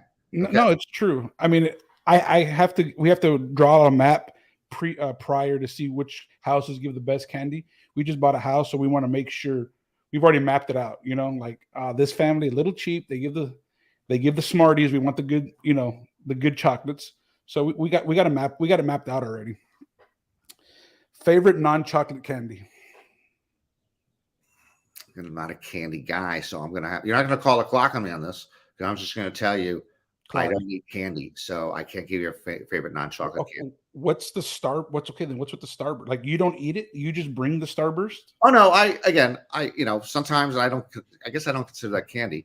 I used to have things like Starbursts and Lifesavers and other things of that ilk in my pocket. And actually then I found, I forgot who turned me on to High Chews, which are it's actually better than Starburst. So I'm using both of them now. High Chews have more flavor, and they're just better than Starburst. All right, and I like both. But the High Chew is like the upscale Starbursts. Okay, I gotta try it now. I've never had that. That's, probably above my pay grade, and I'm not making. They're not going to cost you that much. You just bought a house when you have to worry because you're going to get the mortgage and all that. And by the way, what are you doing now? You were a school teacher, correct? I was. And that's not exactly a ticket to the Taj Mahal. And so now you're not a school teacher. So what's your primary income? Well, I've taken my talents to the felt. I did well during quarantine. Hear me out. Quarantine was great. I was so hyped up. And I even said, my wife was a teacher. And guess what I told her? I said, you know what? We're going to travel this year. Take the year off. Let me make it in poker. And now we're eating ramen soup. And ramen. I like ramen. I'll eat those ramen noodles too. I'm not supposed to anymore because of the high sodium. No, but so we've been very blessed. Travel. Did you ever see the movie? It's Before Your Time, Lost in America. I have not. Albert Brooks movie. No, I haven't. Las Vegas. No, I gotta watch it. It's hilarious. Even if the rest of the film wasn't good, it's hilarious just for the 20 minutes that they're in Las Vegas or so. But yeah, it's a husband and wife, and they're successful. He's really successful, and he decides he wants to drop out. He doesn't want to work these 12-hour days anymore at the firm. We have the money, we have a nest egg, so they get an RV and they're going to see America. And one of their first stops is to go to Las Vegas. They're in Los Angeles. They go to Las Vegas to go get remarried or stay in the honeymoon suite. And it's probably Albert Brooks' best movie, but it's so funny. But you reminded me of that because you and your wife, let's just travel. I'll play poker and we'll travel. Yeah. So that's what we're doing now. We're very blessed. I can't say I love poker. It's so much fun, and it's done well for us to this point. Paid for my school, paid for my wife's school, paid for our rent before. And yeah, now I have to do a podcast to try to get 16 viewers so I can get my $1.60, and we can afford some ham and cheese for the sandwiches, Yeah, the best part of the ham and cheese sandwich is the ham and cheese. I don't like ham. I'm not a big ham fan. It's like eating my cousin, pork eating pork. Can't do that. I see. Pig eating pig. Yeah, can't really do that. Just disappointed when I go to a Christmas or Thanksgiving dinner and they're serving ham instead of turkey. I'm not big with that. I'm not a big ham cold cut guy. I like the other cold cuts more. And I don't like the cooked ham compared to having a turkey. Tell Bernadette Marie that the name of the movie again was Lost in America. That's the wifey. Oh, is that the wifey? Yeah. I really swung way over. I really overachieved. This is ridiculous. This is like for her, like a mail order bride thing gone bad. She came rolling on in. You got ordered her from whatever other state. She came in and said, "Oh, what did I get myself into here?" I tell everybody, you have enough zeros in the bank account, anybody can be good looking. You don't have that many zeros in the bank account. That's what I'm saying. But I'm a great liar. In her mind, I'm a millionaire. I keep her happy. She gets paid. She gets an allowance. She's happy. That reminds me. My mother was Cuban. And when she came to America, she ended up marrying my father, which I couldn't believe. My mother was beautiful. My father was like me. I was like a schlep. And I think she spoke no English. And I think he, like you did, I think he told her, listen, I'm like the prince of Washington, D.C., or I'm the president, or I'm the most well-connected guy here, and I will help you. She spoke no English, and she married him like that. And they were married for 70 years. Well, Bernadette made a mistake, but maybe the mistake has turned out. has turned out great. Pretty good. Okay, here we go. Let's bring it home. Favorite brand of water. I'm bougie. I don't like Aquafina. Yeah, this is a running argument with my wife, and she's right about this. Since I met her, she will not drink tap water anywhere. She doesn't. And when you think about it, and I never thought about it, because I drink tap water from anything, out of a park, out of anywhere, out of our own taps. And she says, when you think about whatever they're doing to the water to purify it, supposedly, and that's going through all these pipes. What are those pipes? And that comes out into your sink. So she would only drink bottled water. If she had her way, she'd give our dogs bottled water, which I won't let her do. But yeah, I'm not real bougie, so I drink any bottled water, even though when I've had the better waters that some of my well-heeled friends show me, they do taste better. It's just water. It's just water. So when I've had Fiji water, or what's the other one that's really popular with Voss? Oh, by the way, who's buying these like glass bottle Vosses that are 3 feet high, walking around like a runway model? These things are incredible. I want drink water. Someone just told me why Evian's a hoax, because they like Evian water because it's at the source. It's all marketing. They convinced me this. They told me, what Evian is spelled backwards? I never knew this. I never thought of it. Evian spelled backwards is naive. Wow. They got us by you see, they know we're idiots. If you buy Evian, you are naive, because it's just piss water. Wow.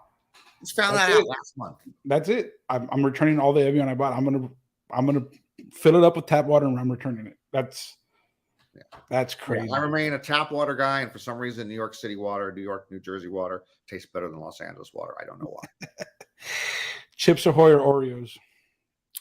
Love them both, but I have a very longer history with the original Chips Ahoys. Like, I know there's the chunky ones and there's soft ones, but I go with Chips Ahoy. I like an Oreo too. Because the Oreo, you can take it off and do that. And are you a cookie and milk guy? When I was a kid, I was a cookie and milk guy. In fact, I loved chocolate milk as a kid, which I don't drink anymore. And then once in a while, when I see it in the store and you get chocolate milk, just a regular chocolate milk, it tastes like a milkshake. It's so good because it's chocolate milk. I was milk and cookies as a kid. Now I don't drink milk anymore, except with cereal. So, Gatorade or Powerade? Never had either one until I had COVID. And to battle long COVID, my doctor suggested a bunch of things, including whatever the acolytes are in those. Okay. So he told me to go out and get Gatorade, which I saw my stepson drinking by the case when he was in high school and college. He was an athlete. I drank Gatorade, and I won't do it here, but I did a spit take. How is it so popular? Okay. I couldn't believe that it did nothing for me. I went out and got Powerade, which I don't like a lot more, but when I had to drink a lot of the two, I went with the diet ones, which somehow tasted better than the zeros, for sure. Makes sense to me, because Coke tastes better than Diet Coke. Can of dry ginger ale tastes better than diet ginger ale, but the diet Powerade, which I started drinking a lot of, was my favorite of the Gatorade Powerade group. Okay. Wow. That's interesting. That's the first I have, out of the many, many thousands of guests we've had on here, you're the first one to say Powerade. You've had like 3 or 4 guests so far. Oh, I mean, in my mind, like all the other guests that I'm going to have in mind. Yeah, no. Okay. Now, this is a big one. Ice cream. Are you an ice cream guy? Mm-hmm. Haagen-Dazs or Bluebell? I don't see Bluebell too often where I am. So I can't give a fair. I can't say the last time I had Bluebell.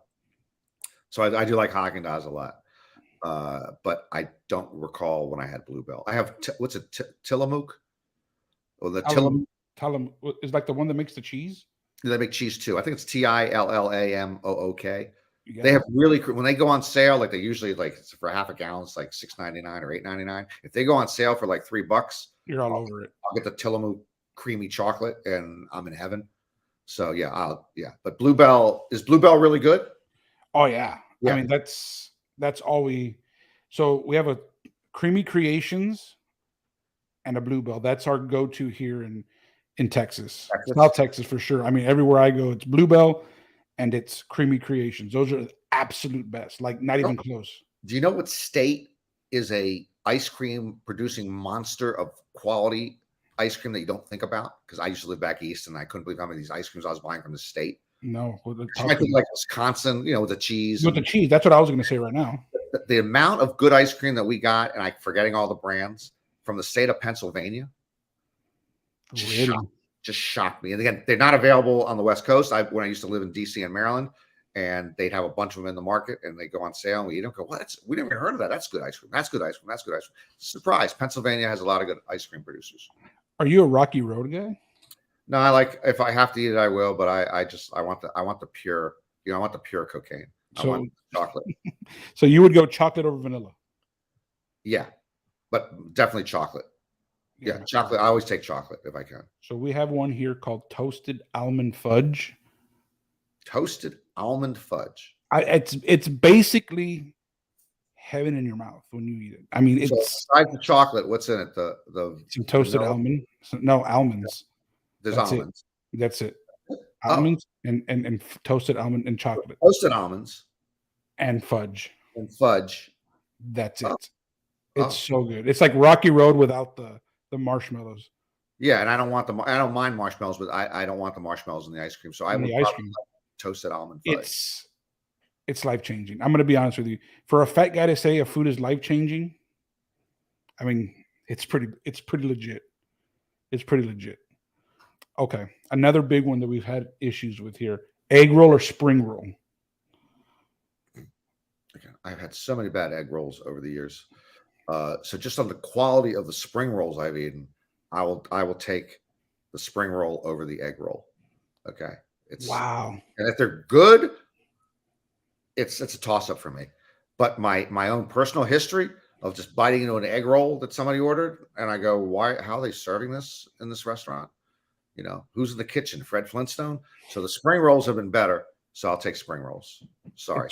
It's crazy. It's crazy. Everyone has said spring rolls, but they're not offered a lot at certain spots. Like, because we're Mexican, our General Tso, whatever, TSO chicken is grilled chicken with hot sauce. You know what I mean? We have Panda Express, and that's probably about it. You know what I mean? So spring rolls are not very prevalent here. It's more egg roll, like chicken egg roll, pork egg roll. Everywhere you go is an egg roll. By the way, before I forget, because we did the fast food burgers earlier, and I don't get to Texas often, and someone told me to go to some place, and I did enjoy it. So what do you think of Whataburger? Everyone told me you got to get a Whataburger. It kills in and out. You got to get a Whataburger. And I ate it, and I enjoyed it, and I'd still have Five Guys or Fatburger first. 100%. I mean, I grew up on Whataburger, so it's kind of like when you have the same thing over. If you don't have it for a long time, and I go back and I'm like, man, this is really good. But no, you're right. Five Guys. We have one Five Guys about an hour away from us. We're driving. If we can choose a burger, we're going to go to Five Guys all day, every day. Five Guys. The fries alone are next level at Five Guys. But yeah, Whataburger's good. We love it. They have a breakfast burger at Whataburger. So when you're back, it's a must try. In the morning, it's worth, you want to eat a burger at 7:30 or 8 in the morning or before. Yeah, if you want to clog the arteries that early, it's egg, bacon. Okay. And the meat, and it's just both the egg and the bacon usually improve anything. So of course. Yeah. Okay, Coke or Pepsi? This is a no-brainer. But I've sat late nights with friends arguing about this. One thing that always disappoints me about Las Vegas is it's one of the more Pepsi-heavy towns in America. It's the worst. So that disappoints me. Costco, one of my favorite places in the world. I love going to Costco. And they changed their, when you go to Costco, they have their little eatery outside where you get the $1.50 hot dog and drink. One of the greatest deals. They're good hot dogs, but they changed their vendor. They went from Coke products to Pepsi products about 3 years ago. I literally now half the time only get the hot dog because I just can't believe I have to order Pepsi. So yes, Coca-Cola. And by the way, even as much as I like Coke over Pepsi, Diet Coke way over Diet Pepsi. That should be banned, Diet Pepsi. So you like Coke Zero or Diet Coke? I just started drinking Coke Zero for the first time this year because it was offered to me, and it was almost interchangeable to me. But I think if I had a choice, I might go to Coke Zero. I didn't like the name. I thought it was stupid to put zero into any. I just think zero is a negative number, a bad number. So why do you want to call your product zero? I know it's no calories, but so those are close to interchangeable for me. And I, like a Coke and then a Mexican Coke. Yeah. Oh yeah, no, definitely. The wife is a Coke Zero. I'm a Diet Dr. Pepper. Oh, I like Diet Dr. Pepper. Is what place started serving? Oh, you can get Diet Dr. Pepper at I think at Five Guys. You know, they even have caffeine-free Diet Coke. You know that Five Guys thing. They have the machine, the cool machine. I'm not supposed to drink caffeine, so I drink as little caffeine as I can. So Five Guys has caffeine-free Diet Coke. Who has the oh, I think it's is it Metro Pizza? Somebody has Diet Dr. Pepper, which shocked me. I thought it was somebody in Las Vegas. So good. It's so good. I can't remember who has it. My wife will not drink anything unless it has zero. If it's diet, she won't drink it for whatever reason. But zero, if it has a zero, it's approved. Huh. Yeah, I mean, how long have you been married now? You two? 7 years. Huh? She's been carrying the cross for 7 years on her back, trying to support me. Yeah, craziness. Okay, this is another biggie. Favorite fast food sandwich? I don't. Like even when I go to Popeyes and they brought their chicken sandwich out that some people liked a lot, I don't eat that much like the fast food chains. I don't eat that much fast food, so I don't have a favorite fast food sandwich. Like when I go, huh? So, okay, so there are so many. When people, I used to go to home poker games that were they brought in Subway, and I go, I'd rather you take a 25% rake out of every hand than bringing me this bland. And they've upgraded. Apparently, they brought in a better bread expert. They brought in whatever. Subway was nothing compared to any. There's so many great sandwich shops in Los Angeles that have just iconic sandwiches. And then someone wants to mention Subway. My stepson loves Subway, and I nearly, because he wasn't my blood, I nearly threw him out of the house. Just like my stepdaughter, when we went to New York City, she wanted to always go to Papa John's for pizza. And I wanted to call Child Social Services and take her away. We're in the greatest sliced pizza place in America, and you want Papa John's? That's incredible. Are you defending Subway to me? No. I knew it would set you off. I saw one of your posts. Oh, about the tunaless tuna. Oh yeah, that's they got in trouble for the tunaless tuna. What was the surprise? There's no tuna in their tuna sub. It probably made it better. That's why I knew if I mentioned Subway. You like that? You like that? Little plug. What's the Subway competitor I've had it delivered to sometimes to productions that's better than Subway? Jimmy John's. There's Jersey Mike's. Quiznos. Oh, Quiznos is by far way better. Yeah, it wasn't even close. I could take Quiznos at a production lunch instead of Subway. It was much better. Jersey Mike's, though, let me tell you. Have you had a Jersey Mike's? No, I don't think so. Well, next time you're in production, I will take you a Jersey. It is so good. It is so good. Okay. All right. There's plenty of Jersey Mike's in Las Vegas. So, yeah, I just haven't been to one. No, in Las Vegas, they used to bring, what's the place with the cranberry turkey thing? Yeah, Caparelli's. Caparelli. So they used to bring that in the early years a lot, and we got addicted to that. Then I got tired of it. But yeah, I like the year-round, the turkey cranberry combination. It's pretty cool. So I thought that was pretty good. They got a couple of those in Los Angeles now, but I don't go to them. Okay, dark meat or white meat? I just made the conversion. I have been white meat my whole life on chicken. I love the breast. And then I started cooking when my wife was out of town a lot. I started cooking chicken thighs, very simple, got a simple recipe. And the boneless chicken thighs, I was a convert over to chicken thighs. So again, I'll eat either one. But my answer was, without a blink of an eye, white meat until like 3 years ago. And I go, these chicken thighs taste they're pretty juicy. They're juicier than the white meat. Wow. So I go either way now. Wow, that's good. All right, I like it. Okay, last segment. It's called the bad beat segment. Quick. Let me give it to you. Let me break it down for you. I run extremely bad. I run great in life. Obviously, my wife. I have, I get to play poker for a living. I run terrible at restaurants. Let me explain. At a Whataburger once when I was 19 years old, we're in line at spring break. about a 30 to 45 minute wait. Okay. I order, I get custom grilled onions, pickle, the whole show. Amazing burger. We waited in line. We were out in the sun all day. Go order, go sit down. They bring us our food. True story. Open up my burger, take a great big bite, looks amazing. There's no meat in my burger. Everything else I wanted was custom. It had everything. Great. They did great. As well as you can be prepared with everything else you ordered, but there's no meat. There's no burger. There was no meat in my burger. This You is should have taken that as a sign from the gods that you should not be, you should be a vegetarian or a vegan. I know. So me being a little bit of a smartass, just a smidge. I went up and I said, "Hey, but I got a question. Does this body look like it doesn't eat meat?" And he says, "What do you mean?" I said, "Well, look." And I opened the sandwich. There was no meat. So that started a chain of events that has led me to now 34 running bad. That was my bad beat in one of the many. I could sit here and have my own show about bad beats. Have you ever had a bad beat in a restaurant?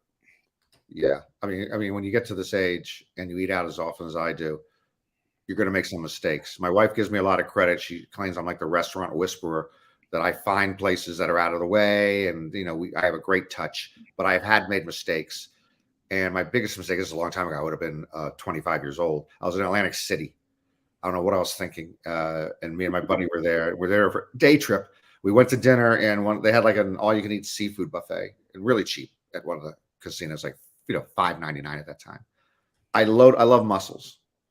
I loaded up on mussels. Now, the end of the story is it was between 2 and 3 years before I ate mussels again. And I'm glad I eat mussels again because I love mussels. When we were driving back from Atlantic City, he had to stop the car on the side of the road like at midnight.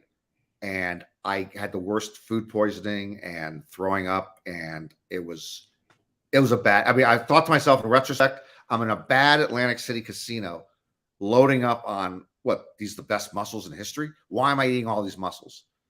That was just a stupid judgment call on my part. So that was a bad beat. I have a dozen others, but I had one when I was traveling in Spain, which is it's almost too blue to tell. It doesn't reflect well on me if I told you about it. And okay, I'll mention it to you. I hate mentioning this, but I was traveling in Spain in college, and I was in Valencia on the east coast of Spain. I was going to be going further. And one of the things I got quite often, because it's so good in most of Spain, is like a quarter chicken with fries and a salad and a small carafe of wine. A quarter, it's just delicious. It made my dinner every night. Made my night when I had dinner there. So I had it one night and I got sick from it. And I was staying in a very cheap hotel, like 4-story hotel, and a 5-story hotel. I was on the 3rd floor. And this is so long ago that many of the hotels in much of Europe, you didn't have your own bathroom. The bathroom was on the floor. Okay. So I went to the bathroom. I was unbelievably sick. And I went to the bathroom, and it had a sign. It was locked. It had a sign that said "No funciona." So I said, "Shit." So I went up to the next floor up. No pun intended with the shit. Oh yeah, no pun intended with that. I use bad language, and this is going to end with bad language. I went up to the 5th floor, the next floor up. Go to the bathroom. Another. It says the sign again. No funciona. So this is whatever. So now I go down 2 flights to the 3rd floor. It has no sign on it. I walk into this bathroom. It was no funciona. This was a grotesque bathroom. I could not sit down on that toilet. I had no chance of doing my business. What did I do? And this could get me fired if I was younger. I went back to my room. It was pretty late. It was late at night. The hotel's up against an alley, a dark alley. Okay. I opened up the window. I pulled down my pants. I slid out the window, and I pooped a lot of poop. 4 flights. I hope nobody was walking their dog. I pooped 4 flights down. Wow. And I was so relieved. And then, by the way, I cut my trip short. I did not continue to go to the south of Spain. I went back to Madrid, and it was the worst. I've had food poisoning maybe 3-4 times in my life. That was the worst experience I ever had. And it ended up with me admitting now publicly to 2 to 4 viewers that I opened up a hotel window, stuck my butt out the window, and crapped into the alley. Wow. This is next level. This is good stuff. I mean, we're dropping some knowledge today. Yeah. By the way, Leo, this also guarantees I'm never running for public office. I've considered running for public office in the past, but this story would come back to bite me. No. We keep it hush hush. Don't worry about it. You're good. Okay. There's not that many viewers. We're good. It's my mom, my wife, and they have like 6 accounts, so we're good. We're all good. We look really cool right now. I'm gonna need the tape of this so I can destroy it after. Okay, you talk about Todd Brunson and his Roma Deli. Is he really that picky about his Parmesan cheese? Again, this is turned into, it's like a molehill becoming a mountain. He's just created a monster here. I am not, first of all, I'm not a Parmesan thief, a cheese thief. I don't pile on more Parmesan than any other person. I don't know how this started, but I played into it. And now, I've gone to his restaurant, and I love going to the Roma Deli. It is just comfort food. I like most of their stuff. It's well priced. It's comfortable in there. I like his staff. I even like Todd when I drink enough. So I go in there. Normally, I'm usually ordering red sauces. I'm putting some Parmesan on there. It's reached the point now where he will have the table cleared of Parmesan cheese that I sit down on, so I don't have no access to Parmesan cheese. Okay. I did a thing once when I knew he was coming. He comes at the same time every night. I got there a few minutes before him. So I asked the waitress to allow me to take like 6, 8, 10 Parmesan containers and put them on my table. Like a screw you. I don't care if you own the damn restaurant. I'm taking every Parmesan cheese within arm's reach. So yeah, he's just created some mountain. He's got a soda thief because Alan Kessler did steal sodas out of there. That's a true story. That's true. He's got a taffy thief and it was an accidental thief. Jen Harmon, one of his closest friends for a long time, when she used to go up to pay at the register, they have like these, big round bowls of, in this case, taffy. Some places will have mints that are free, like in a thing. So she was taking taffy for years before he realized it. He saw her taking taffy. He said, "What are you doing?" She said, "I'm having taffy." She says, "Those are 25 cents each." She says, "Well, I didn't know. I've been taking them for 15 years." So she's a taffy thief accidentally. Kessler is a real soda thief. And then I am not a cheese thief. Who are we kidding? Of course. I mean, you don't look like a thief. I'm going to be honest with you. No. Kessler, on the other hand, definitely feel like he can sneak some Cokes in his pocket. Do you know what's one of my favorite photos from the World Series they have? Was Kessler at a World Series of Poker table with a Chick-fil-A cup. Yes. On Sunday. Yes. On Sunday. Something's not right here. So that reminds me, I met a friend of mine who is no longer living here. He lives in Palm Springs, an older guy. He would go to McDonald's when they started where you can fill up your own soda. He would go to McDonald's, order a medium or large soda, fill it up. He would keep the cup. As you know, there's a McDonald's every 2 miles. When he was thirsty, he would get out of his car, go into McDonald's, and refill the cup. He got mad because he did this a lot. Every 2 or 3 months, the cup got so old that he had to go into McDonald's and buy another $1.75 soda so he could have free soda for the next 3 months. Alan Kessler had a Chick-fil-A soft drink cup on a Sunday. So what's he doing with that on a Sunday? I want to know.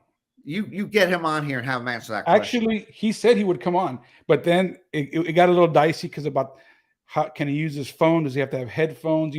He's very simple. By the way, I owe him a meal, and I've been offering to take him to Roma Deli for 10 years now. His answer is no almost every time. He's been out of town a lot. And the one time he said yes, this is why I hate poker players about this. The one time I texted with him and I said, "You want to go to Roma Deli tonight?" He said, "Oh, that sounds great." Then I didn't hear from him again. So I texted him again 2 or 3 hours later.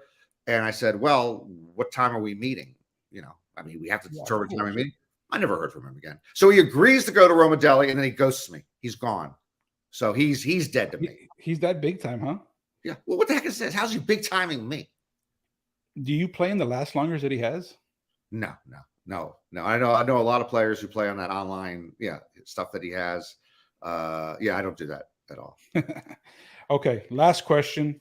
Credit card roulette. Are you a fan? Do you play it? I have played it only twice. I give the poker community, I don't know where it was invented. If the poker community didn't invent it, they certainly have co-opted it. The poker community, I think of credit card roulette, I think of poker players because they do it disproportionately. You don't see a lot of actuaries doing credit card roulette. and stuff like that. You don't see a lot of oncologist doing credit card roulette, but poker players do it. So I've only done it twice, and I hate the sweat because, but I'll tell you why I started to hate it. It's because there's a person I met who I didn't know. I was having dinner somewhere in the Venetian, in one of the steakhouses in the Venetian, not Cut, across from Cut. And I was meeting 5 people. I only knew one of them. I don't like going to those big dinners. So this one guy was really late. We're kind of waiting for him. The other 4 of us have ordered a drink or something. We're waiting for him. He comes in. Coincidentally, before he sits down, the waitress happens to be there and says, "Would you like a drink?" And he said, "Oh, sure." And they turned to the table and he said, "Are we doing credit card roulette or not?" And they said, "Nah, we'll just chop it tonight." And then he ordered whatever drink he ordered. And then somebody else, before he was even introduced to me, said to him, "Bob, what was that all about?" He said, "Well, if we're doing credit card roulette, I've only got a 1 in 5 chance of paying the bill. So I'm going to order really high end. I'm going to order the best, the best gin, the best whiskey here. But since we're chopping it, I'll just get, a lower shelf thing." And again, I didn't know the guy. And I wanted to go, I can't believe you're gaming credit card roulette. You've got a GTO strategy for credit card roulette that if we're playing a game, you're going to go way high because you're a 4-1 favorite not to pay the bill. And then I wanted to punch the guy right there. 100% though. That's the play though.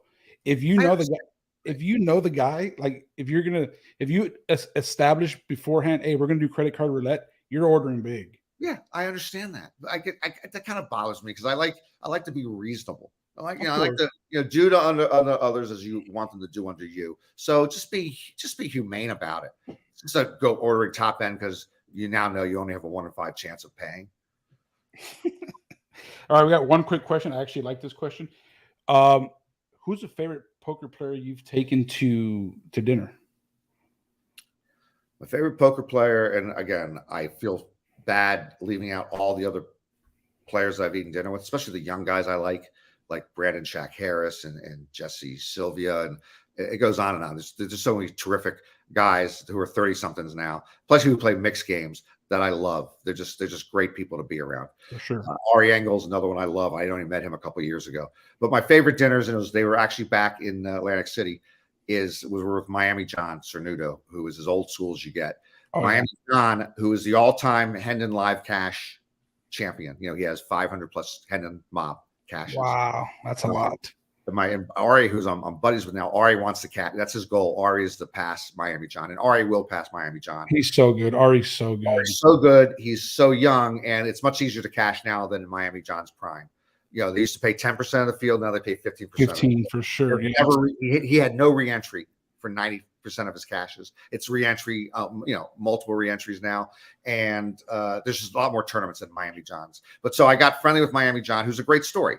First of all, Miami John, when he's Miami John, and he had no connection to Miami. He just decided he wanted a poker nickname like Amarillo Slim or Oklahoma Johnny, and his kids say Miami John sounds good. So he's Miami John without ever going to Miami. But this guy did not. He's the all-time leader, and he didn't even play a poker tournament until he was in his 40s. He got fired. He was an air traffic controller in the 1980s, and they went on strike. And President Reagan fired all the air traffic controllers when they went on strike. It was a big labor deal. It's, just again, before your time. So he lost his job, and he decided to start playing poker, like at age 43. So since the mid 80s, he's racked up 500 plus cashes when he didn't even start playing tournament poker until he was over 40. So he's a great story.